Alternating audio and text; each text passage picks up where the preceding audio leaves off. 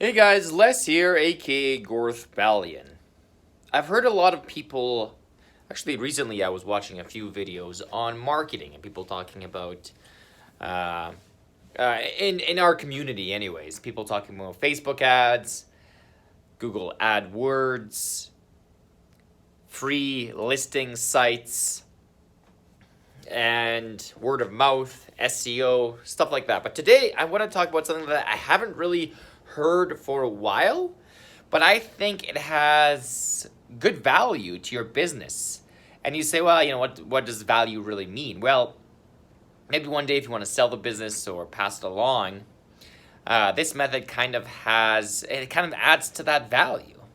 And I'll show you here. So I'm talking about email lists. On our website, we have a little place where you can select to subscribe to occasional email lists. Now, we're not going to spam people, but if you have a list of clients that subscribe to your emails, whether you send them out weekly or monthly or almost never, that kind of adds value to your business.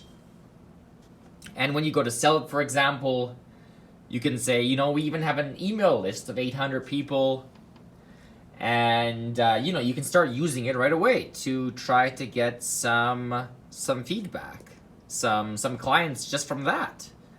And I know on a larger scale, they're actually quite successful. We're just a small business, but I suggest start early. What's the harm in that? People start too late in acquiring email lists. So here's ours, and this one I've sent quite some time ago, as you can kind of see the dates there. But it's ultra simple. This is the subject line, and I just try to keep it ultra simple. That's the key, Keep it ultra simple. Talk about yourself there, a little bit of a footer.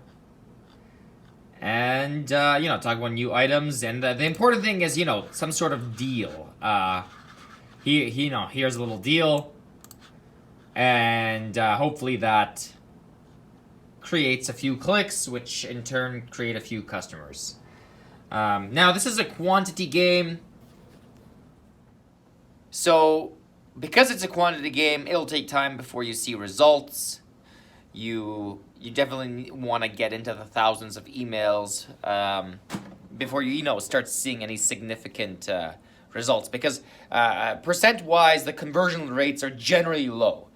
We're at about 3.5%, which is higher than the industry standard for click-through rate.